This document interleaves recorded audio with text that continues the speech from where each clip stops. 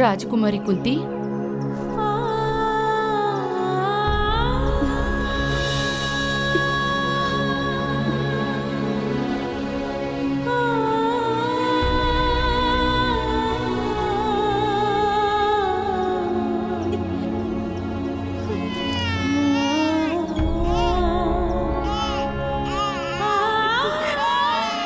త్వరగా పూర్తి చేయండి రాజకుమారి కుంతి, లేదంటే ఎవరైనా చూస్తారు.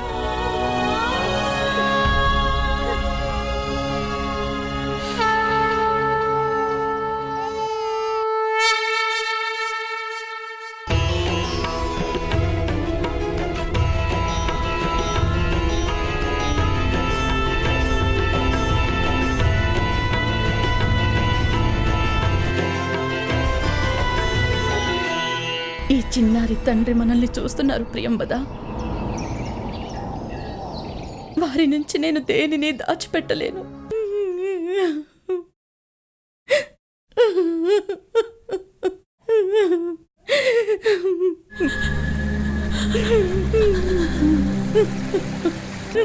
నన్ను క్షమించు. త్వరగా పూర్తి చేయండి రాజకుమారి కుంతి.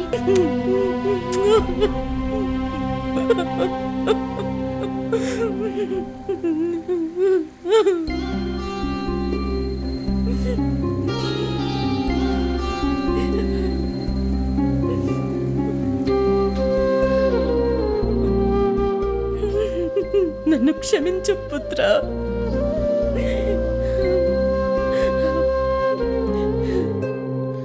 భగవంతుడు శ్రీమన్నారాయణుడు నిన్ను రక్షించుగాక.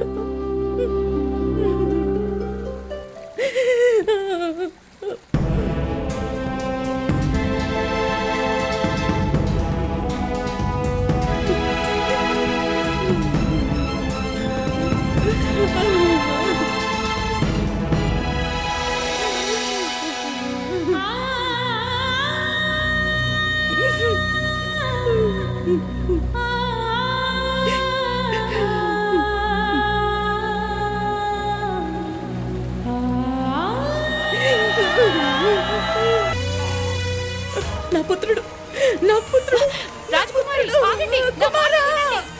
ప్రియంబద, నా కుమారుడు. రాకుమారి బాధపడకండి, నా పుత్రుడు ఉంటాడు. మీరు అధైర్యపడకండి. ఆగండి రాకుమారి, ఆగండి.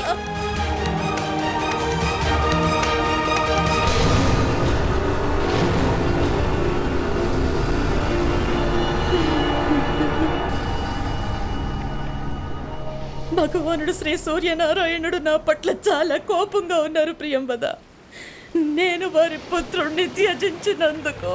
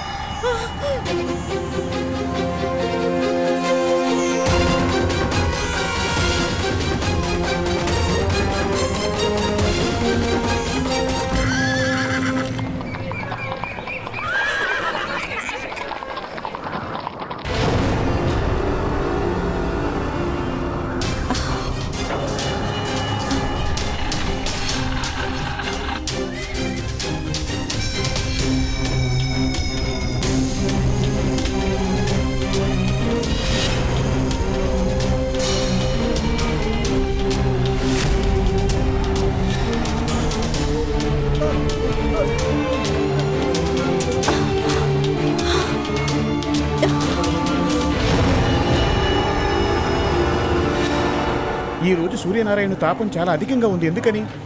ఎందుకు వారు ఎంత కోపంగా ఉన్నారు? తప్పకుండా ఖచ్చితంగా ఏదో అకృత్యం జరిగి ఉంటుంది.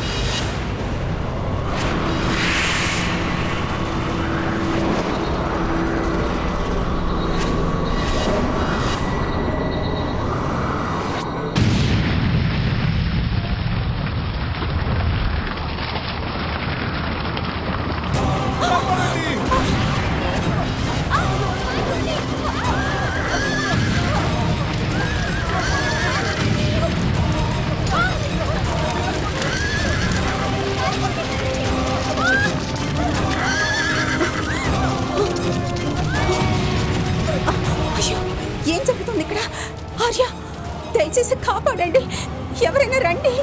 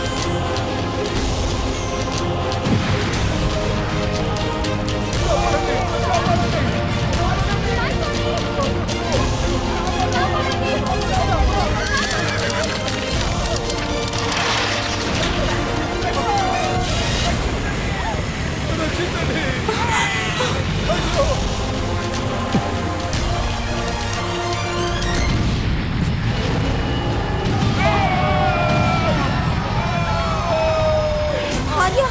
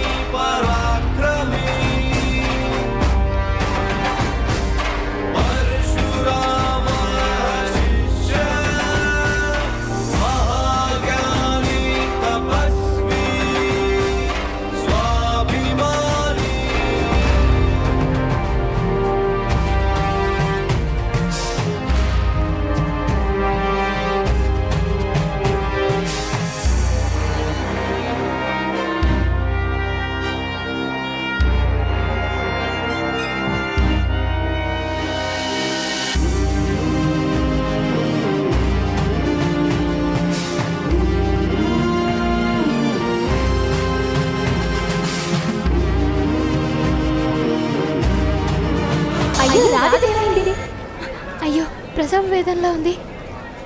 ఎవరైనా సహాయం చేయండి. వెంటనే అతిరథుని పిలవండి.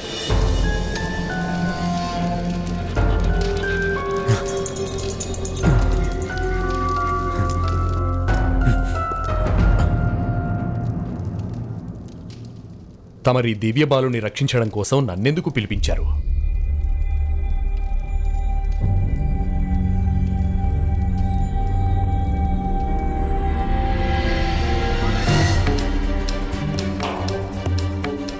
మీరు మహారాజుల వారి వ్యక్తిగత రథసారథులు కాబట్టి మహాశయ, మహారాజుల వైపు దూసుకొచ్చే ప్రతి బాణం మొట్టమొదటిగా మీకు తగలాలనే మాటకు కట్టుబడి ఉన్నారు కదా మీరు.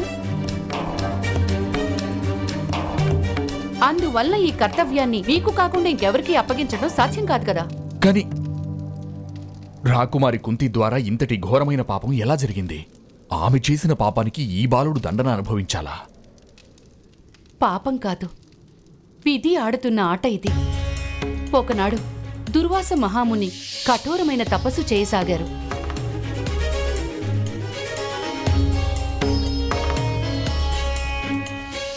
మహారాజుల వారి ఆదేశం ప్రకారం రాకుమారి కుంతీదేవి దుర్వాస మహామునికి విశేష సేవలు చేసేవారు. దుర్వాస మహామునులు వారు ఆమె సేవలకు మెచ్చి వరం అనుగ్రహించారు.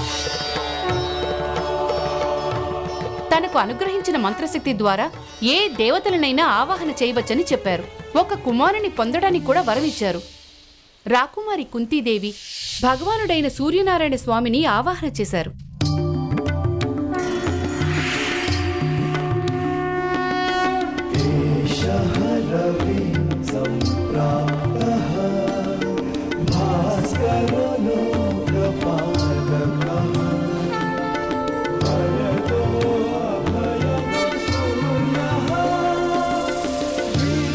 రాకుమారి కుంతీదేవి తాను చేసిన తప్పుకి క్షమాపణలు కూడా వేడుకున్నారు. కానీ ఆ దుర్వాస మహాముని ఇచ్చిన వరం నిష్ఫలం కాలేదు. భగవాన్ సూర్యనారాయణ స్వామి మంత్రబద్ధులయ్యారు. రాకుమారికి తన వరప్రసాదాన్ని అనుగ్రహించారు. సూర్యనారాయణ భగవానుడు రాకుమారికి అభయం ఇచ్చారు. వారు తన పుత్రుడిని ఎల్లవేళలా రక్షిస్తానన్నారు. ఆ కారణంగానే ఆ దివ్యబాలుని వక్షస్థలంపై రక్షా కవచం, కవచకుండలాలు ఉన్నాయి.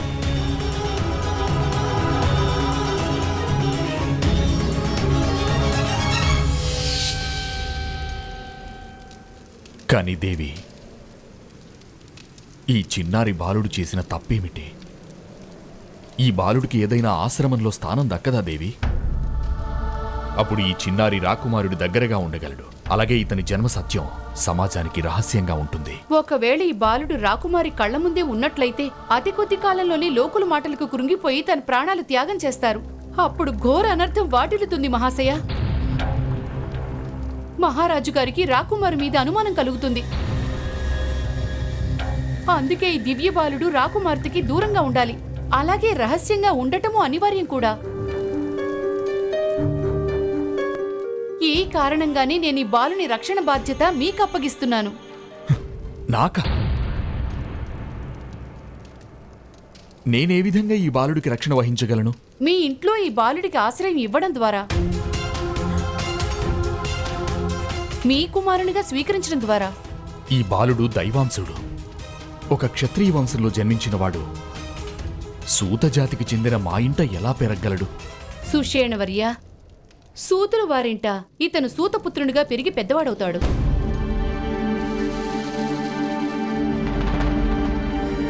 మహారాజు గారి పట్ల మీకు అచంచలమైన భక్తి విశ్వాసం ఉంది. అందుకనే ఈ బాలుడి రక్షణ బాధ్యతను నేను మీకు అప్పగిస్తున్నాను. నేను మహారాజుల వారి కోసం నా ప్రాణాలైనా అర్పిస్తాను దేవి. కానీ నా దిగులంతా ఈ చిన్నారి గురించే. కానీ నిజం ఎన్నటికీ దాగదు దేవి. నిజం అనేది చాలా సులువుగా దాచపడుతుంది సుషేణ మహాశయ. కాకపోతే దానికి కొంచెం అబద్ధం జత చేస్తే చాలు, నిజం కూడా అబద్ధంగా మారుతుంది.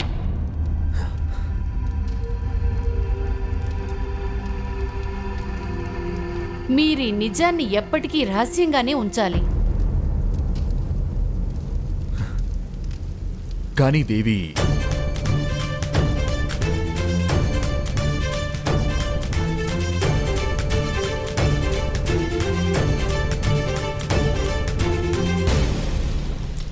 మీకు కలిగిన ఈ సందేహాలన్నింటినీ ఈ అగ్నిలో కాల్చేయండి.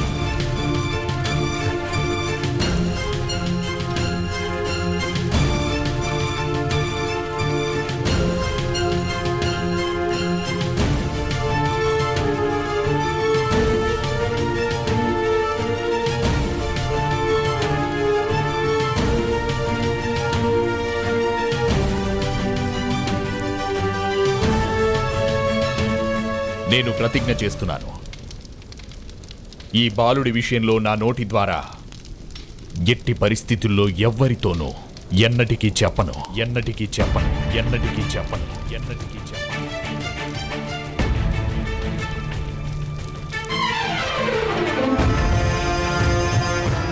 త్వరగా బయలుదేరండి సుషేణవర్య. మీ భార్య అసలే గర్భవతి కదా. మీ భార్యకు సంతానం కలగడానికి ముందే ఈ బాలుణ్ణి తన దగ్గరకు చేర్చండి. అక్కడ మీ వాళ్ళందరికీ మీ భార్యకి కవల పిల్లలు జన్మించారని చెప్పండి.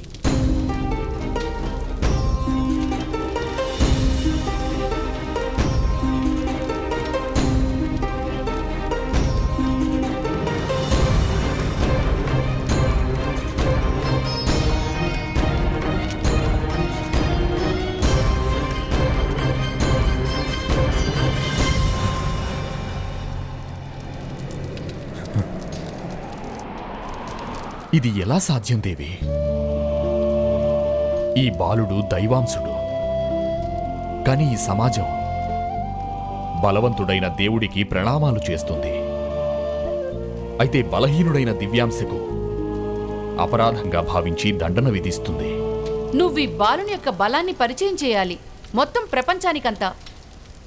ఇతని పరిచయం పొందాలి, ఇతన్ని పరిచయం చేసుకోవాలి. ఇదే అతని జీవన విధానం అవ్వాలి.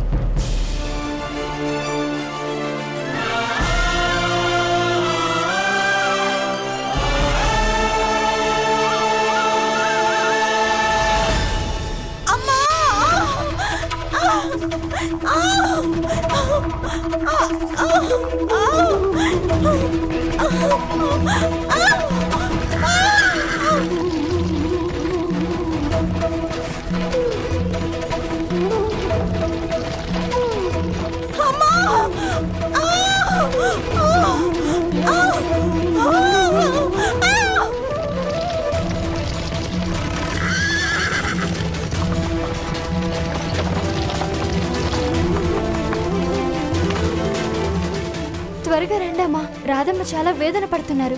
ఏ క్షణంలోనైనా ప్రసవం కావచ్చు. రండి.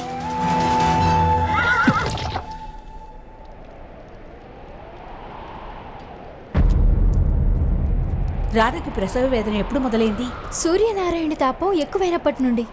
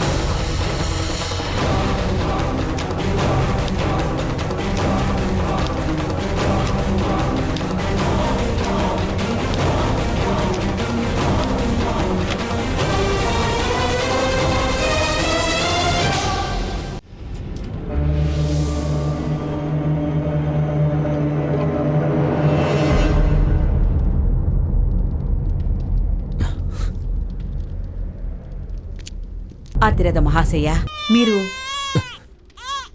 అమ్మా, తొలి ప్రసవంలో ఈ బాలుణ్ణి సులభంగా ప్రసవించింది తను.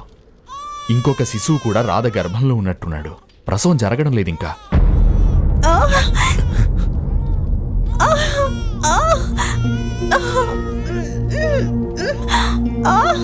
అతిరథ మహాశయ, మీరు బయటికి వెళ్ళండి. కుమారుని ఇలా ఇవ్వండి.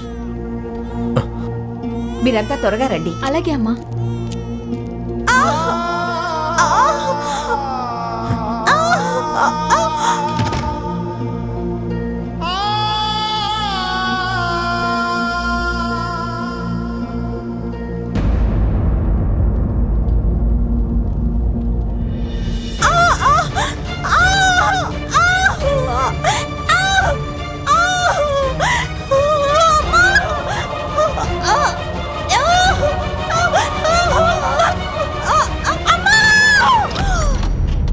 అతిరథ మహాశయ,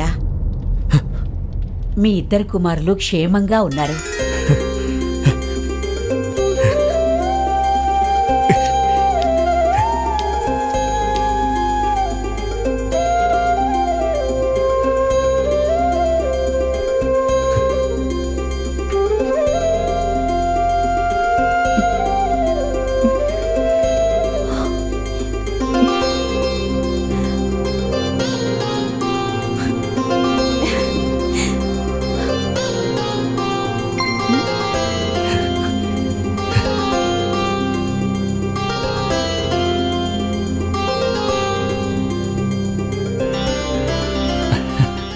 మనం అదృష్టవంతులం రాదా.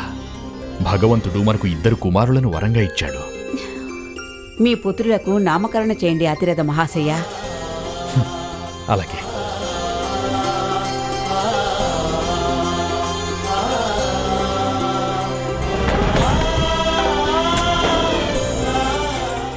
ఇతను చిన్నవాడు.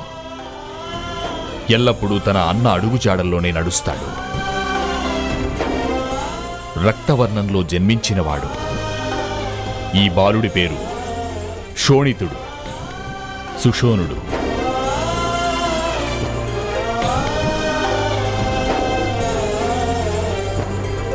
మరి నా జ్యేష్ఠపుత్రుడు, మీరు తనకేం పేరు పెడతారు?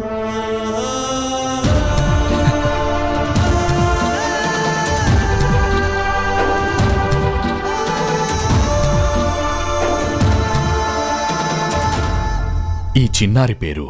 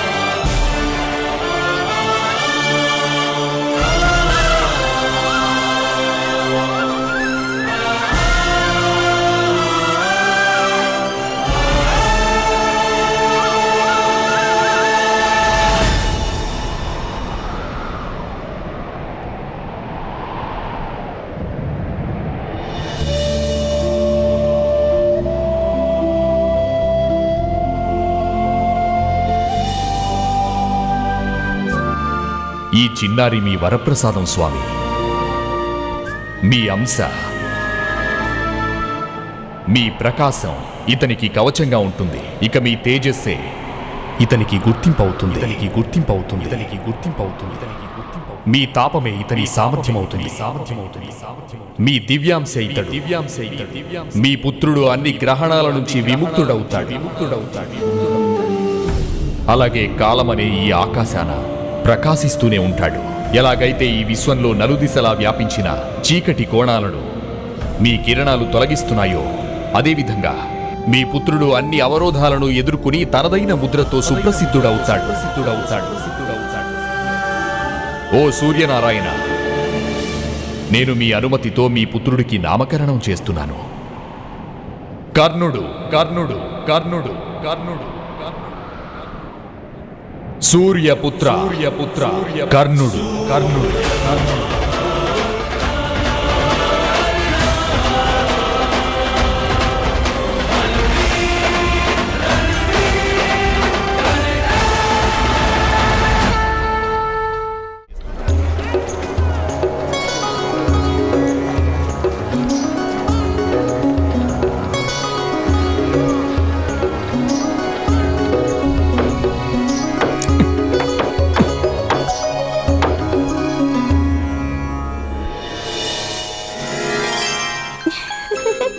చిన్నారి, నా బంగారు తండ్రి.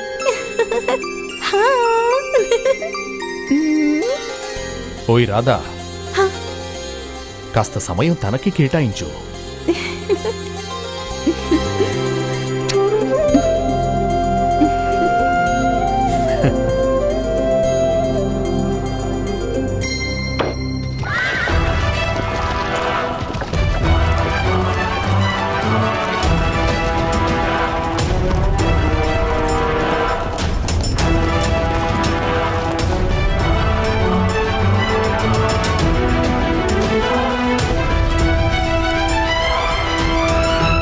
ప్రణామాలు అతిరథ మహాశయ.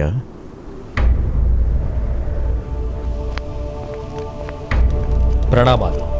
ఏమిటి విశేషం? మాకో విషయం తెలిసింది. తమరు ఒక బాలకుని రక్షించారట. అందుకు మీకు ధన్యవాదాలు. కానీ ఆ అనాథ శిశువుని మన రాజ్యంలోని అనాథాశ్రమానికి పంపించే బాధ్యత మీదే కదా. అనాథ శిశువుల రక్షణ బాధ్యత, అలాగే వారి పట్ల అధికారం, ఈ రెండు రాజమాతకే ఉంటాయన్న సంగతి మీకు బాగా తెలుసు.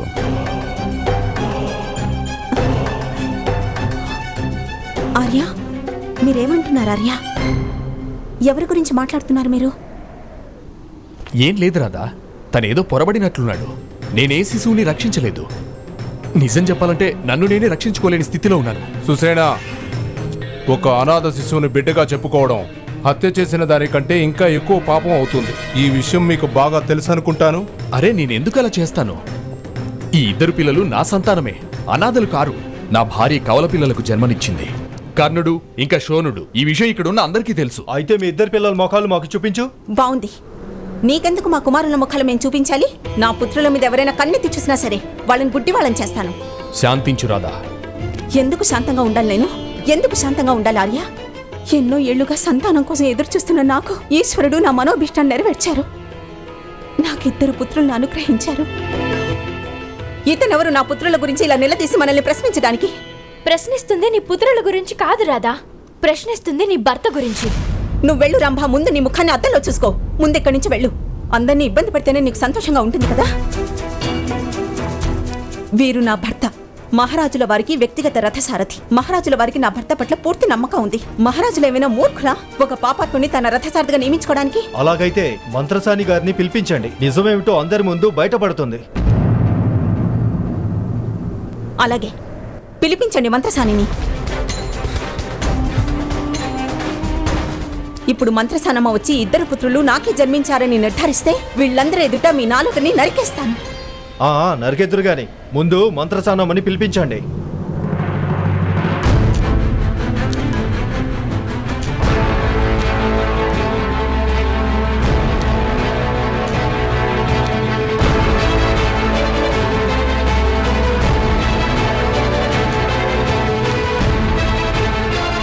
ఆ రోజు ఏం జరిగిందో అందరికీ చెప్పండమ్మా. నా చేతులతో ఒక పుత్రుని ప్రసవమే జరిగింది, ఇద్దరు కాదు.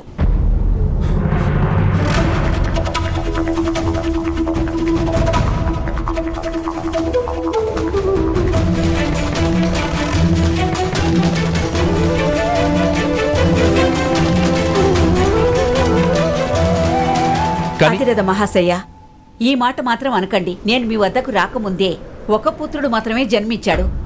నేనెంతో మందికి ప్రసవం చేశాను, అందరికీ సరైన సమయంలో చేశాను. కానీ మీరు నేను ప్రసవం చేసేలోగా అంతలో మీరొచ్చి నా చేతిలో ఒక బిడ్డను పెట్టారు. ఆ శిశువు ప్రసవం అంతకు ముందే జరిగింది. రాధా, ఈ వ్యత్యాసాన్ని నువ్వే స్వయంగా తెలుసుకోగలవు.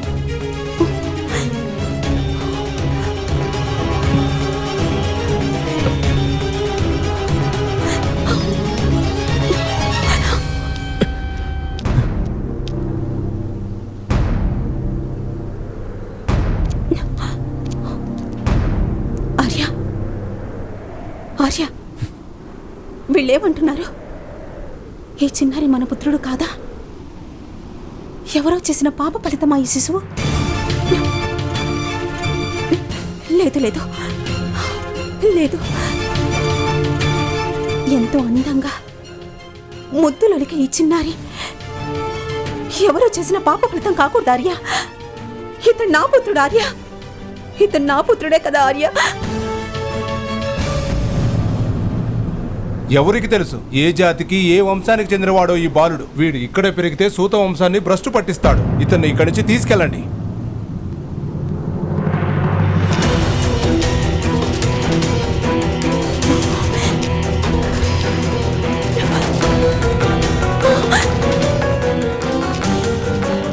నా పుత్రుడి మీద చెయ్యి వేయాలనే సాహసం చేయకు. ఆ బాలుని చేయండి. అనాథ పిల్లల్ని సంరక్షించే అధికారం మహారాణికి ఇంకా రాజకుమారి కుంతీదేవికి ఉంటుంది. లేదు ఆర్య, ఆర్య మీరెందుకు మౌనంగా ఉన్నారు? ఇతను నా కుమారుడే.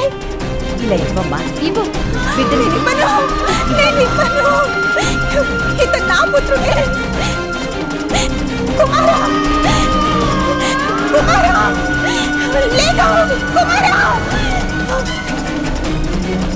నేను ప్రతిజ్ఞ చేస్తున్నాను, ఈ బాలుడి విషయం ఎట్టి పరిస్థితుల్లోనూ ఎప్పటికీ ఎవ్వరికీ చెప్పను.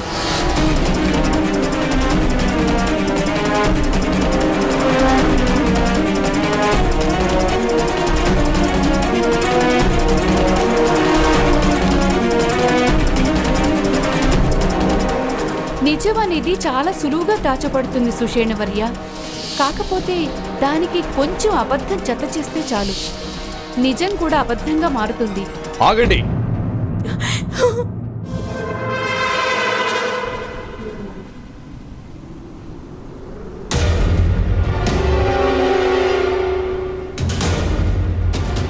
నిజం చెప్తాను, రాధ ఈ బాలుడికి జన్మనివ్వలేదు. కానీ ఆ బాలుడు నా సంతానమే.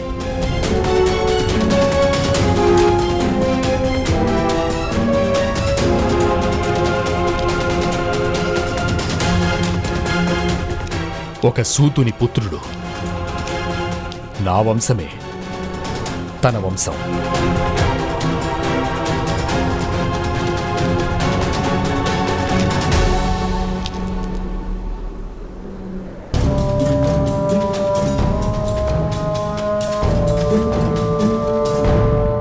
ఇదెలా సాధ్యం సుసేన మహాశయ? వివరంగా చెప్పండి.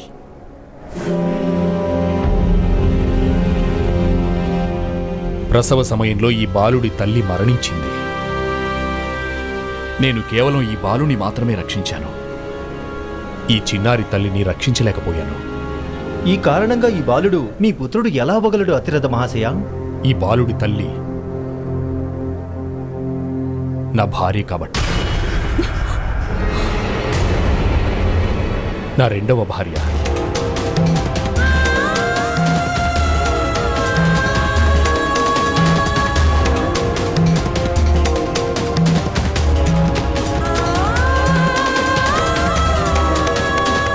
రాధని వివాహం చేసుకునే సమయంలో నేను వాగ్దానం చేశాను, నేను రెండవ వివాహం చేసుకోనని. అందుకే నేను రాధకు ఈ విషయం చెప్పకుండా దాచాను. చూసారా జనులారా, ఒక దొంగని పట్టుకోవాలని వస్తే ఇక్కడ ఆ దొంగ కంటే మించిన గజ దొంగ దొరికాడు.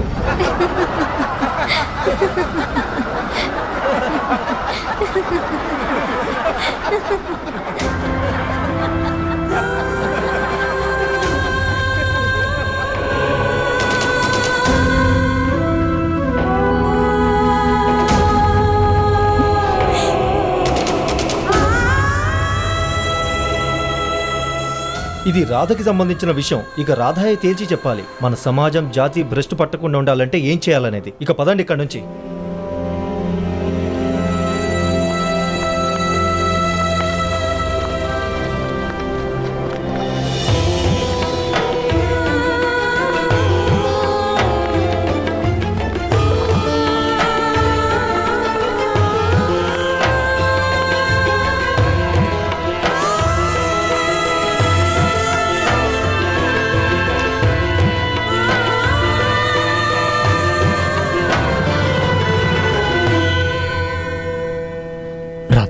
ఎంత నమ్మక ద్రోహం చేశారు మీరు!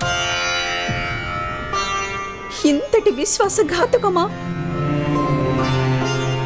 మీరు నాతో వివాహానికి ముందే ఇది చెప్పుండాల్సింది కదా. మీరు రెండో వివాహం చేసుకుంటానని చెప్పుంటే నేను మిమ్మల్ని వివాహం ఆడేదాన్నే కాదు. మీరు నా పుత్రుడు శోనుడు జన్మించడానికి ముందే మీరు నాకు మీ రెండవ వివాహం గురించి చెప్పుండుంటే నేను ఆత్మహత్య చేసుకుని ఉండేదాన్ని. కానీ మీరు ఇంత నీచంగా, ఇంత ఘోరమైన నమ్మక ద్రోహానికి పాల్పడతారని నేనే మాత్రం ఊహించలేదు ఆర్య. రాధా, రాధా, నా మాట విను.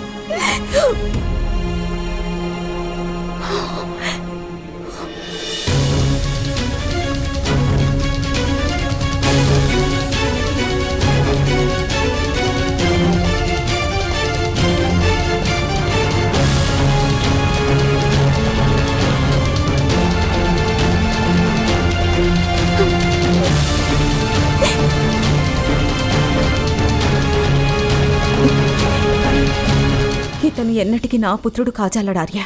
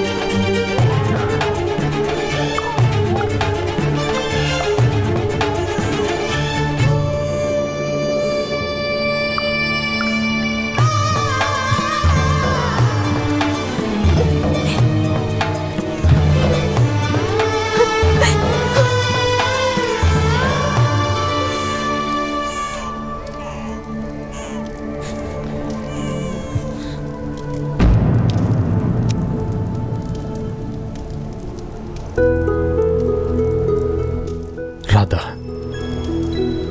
శోనుడు కర్ణుడు ఒకే చోట ఇలా. ఆగు.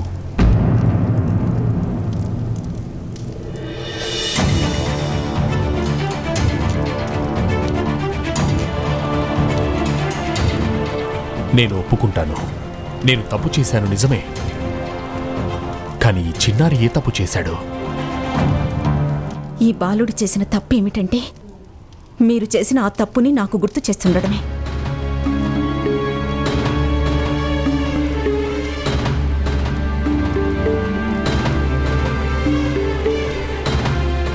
నువ్వు ఒక స్త్రీవి రాధా. నిరపరాధుడైన ఈ పుత్రుని ఎందుకు నిర్లక్ష్యం చేస్తున్నావు? మీ ఇష్టాల్ని నేను ఆజ్ఞగా పాటించడం, మీ పాపాన్ని పుణ్యంగా స్వీకరించడమే స్త్రీత్వం అనుకున్నట్లయితే ఈ లోకంలో నేను స్త్రీగా పుట్టడం నా దౌర్భాగ్యంగా భావిస్తున్నాను. ఒకవేళ ఈ బాలుడు అనాథ అయి ఉంటే తప్పకుండా నా ప్రేమను అందించేదాన్ని, నా కుమారుడిగా భావించేదాన్ని. కానీ ఈ బాలుడు మీరు నాకు చేసిన నమ్మక ద్రోహానికి జ్ఞాపికగా మెలుగుతున్నాడు ఆర్య. కానీ ఇతడు నా పుత్రుడు రాధా. ఇతను నా ఇంటి నుండి ఎక్కడికి వెళ్ళిపోగలడు? అతని అమ్మమ్మ ఇంటికి వెళ్ళి ఉండగలడు. మీ రెండవ భార్య కుటుంబ సభ్యుల దగ్గర విడిచిపెట్టండి ఆర్య. వాళ్ళు పెంచుకుంటారు. అతనికి అక్కడ ఆశ్రయం దొరుకుతుంది కదా. అదీ కాక ఈ సమాజంలో ప్రతి ఒక్కరికి తెలిసింది ఇతడు నా పుత్రుడు కాదు అనే విషయం. రేపు ఇతని కన్న తల్లి పరివారానికి కూడా తెలుస్తుంది. నా హృదయంలో శోనుడికి ఇతడికి అంతరం ఉంది ఆర్య. దయచేసి నా మాట మన్నించి వెంటనే ఇతన్ని వాళ్ళకి అప్పగించేసి రండి ఆర్య. వెంటనే ఇతన్ని వాళ్ళకి అప్పగించేసి రండి ఆర్య. వెంటనే ఇతన్ని వాళ్ళకి అప్పగించేసి రండి ఆర్య.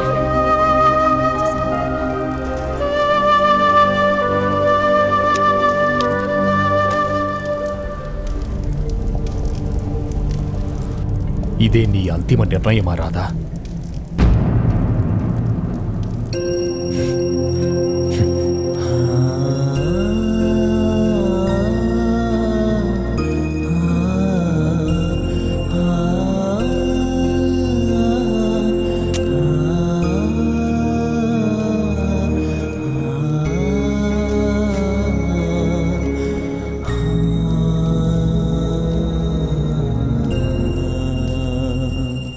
నన్ను క్షమించు పుత్రా.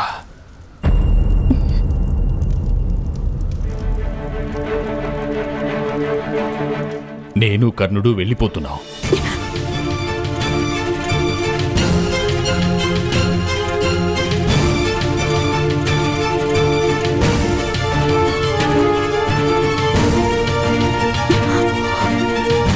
మీరు కర్ణుడా?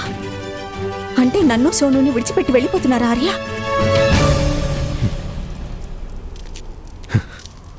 నువ్వు కూడా నా పుత్రుణ్ణి విడిచిపెట్టావు కదా.